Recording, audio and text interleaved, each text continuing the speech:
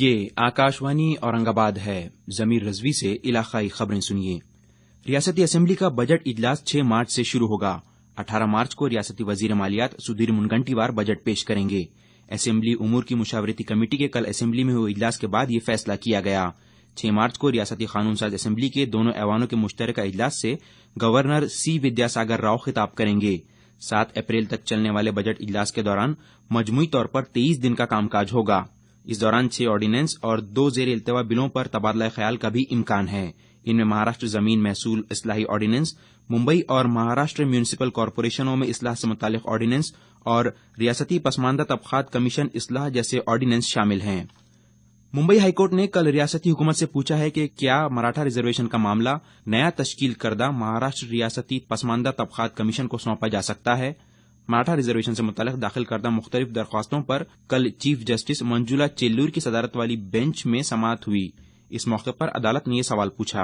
عدالت نے ریاستی حکومت اور درخواست گزاروں سے اس بارے میں اپنا موقف واضح کرنے کو کہا ہے۔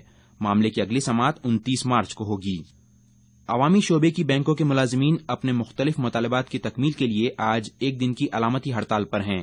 آج کی ہڑتال میں United forum of bank union کے تحت آنے والی 9 تنظیموں سے جڑے قریب 10 لاکھ بینک ملازمین شامل ہو رہے ہیں۔ تاہم نجی شعبے کی بینکوں کا کام کاج آج حسب معمول جاری رہے گا۔ ریاست میں آج سے 12ویں جماعت کے امتحانات کی شروعات ہو رہی ہے۔ طلبہ کے لیے بورڈ کی جانب سے ڈویژنل سطح پر خصوصی ہیلپ لائن شروع کی گئی ہے۔ امتحانات کے دوران صبح 8 بجے سے رات 8 بجے تک اس ہیلپ لائن سے استفادہ کیا جا سکتا ہے۔ 10ویں جماعت کے امتحانات کی شروعات 7 مارچ سے ہوگی۔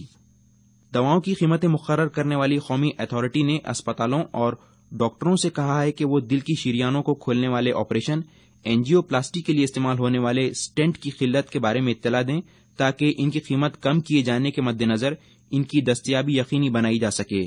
مذکورہ اتھارٹی نے اس بات کو یقینی بنانے کے لیے کہ اسٹینٹ اس کی مقررہ قیمتوں پر دستیاب ہوں کئی اقدامات کیے ہیں، کیونکہ ایسی خبریں ملی ہیں کہ مارکیٹ میں ان کی قلت ہو گئی ہے۔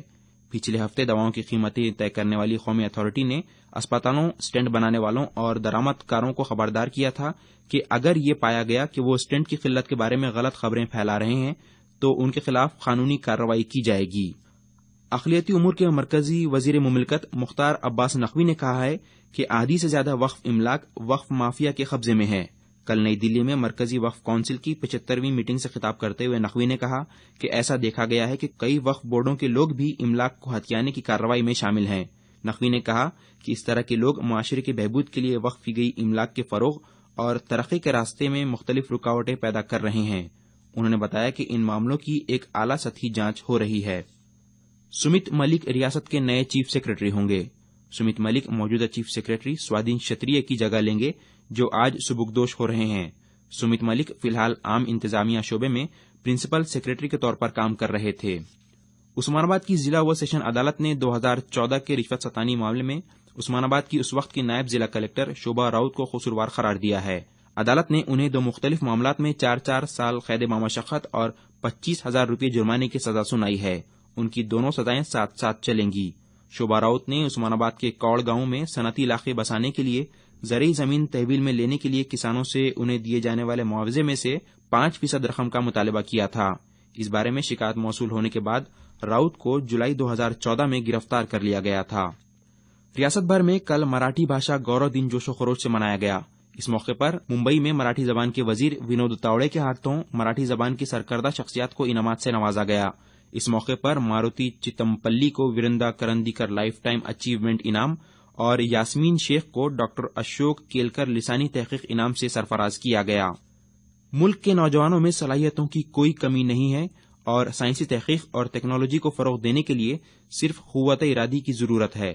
ان خیالات کا اظہار وکھاڈ تحقیقی مرکز کے ڈائریکٹر ڈاکٹر پرکاش چانڈک نے کیا۔ چانڈک کل ڈاکٹر بابا صاحب امبیڈکر مراٹھواڑہ یونیورسٹی میں قومی سائنسی دن کے موقع پر منعقدہ مقابلے کی افتتاحی تقریب سے خطاب کر رہے تھے۔ آکاشوانی سے علاقائی خبریں ختم ہوئیں۔